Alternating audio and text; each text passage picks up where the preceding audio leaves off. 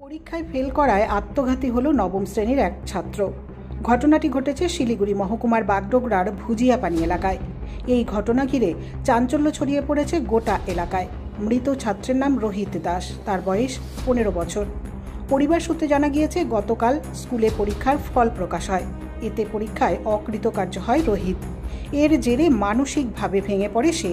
এরপরই আজ সকালে ঘরের ভেতর থেকে রোহিতের ঝুলন্ত মৃতদেহ উদ্ধার হয়। ঘটনায় শোকের ছায়া নেমে আসে পরিবারে। 15 বছর বয়সী রোহিত দাস বাগডোগরার কেন্দ্রীয় বিদ্যালয়ের নবম শ্রেণীর ছাত্র ছিল। আজ সকালে বাড়ির সিলিং ফ্যানে একটি সাদা রঙের ওড়না পেঁচানো ঝুলন্ত দেহ দেখতে পায় পরিবারের সদস্যরা।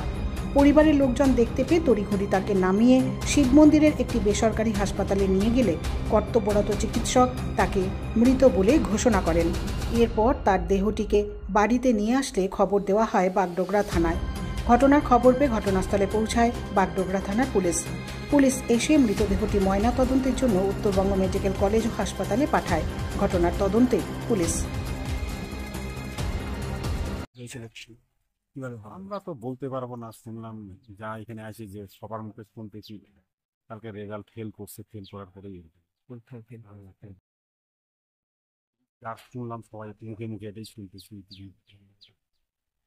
এটা মর্মান্তিক ঘটনা, বলাই চলে না, যে কি বলবো। এটা সম্বন্ধে আমরা সবাইকে যখন দেখতে পাই সকালে পরিবারের লোকজন, তখন তাকে কি নামিয়ে চিকিৎসার জন্য পাঠানো হয়েছে, যেমনটা জানা যাচ্ছে যে না, এটা আমি তো আসলাম পরে, শোনার পরে বলতে পারি। আসে তো দেখলাম এখানে, এখন জানি না যে চিকিৎসা করতে নিয়ে গেছেন কি জানি, মনে হয় না। আমি তো আসলাম পরে। কি নাম আপনার? হ্যাঁ, সবাই তো তখন আতঙ্ক, সবাই ধরাধরি করে হয়তো নামাইছে এখানে, আবার পুলিশকে খবর দিয়েছে, পুলিশ আসছে। কি নাম আপনার? আমার নাম রবীন্দ্র বর্মা।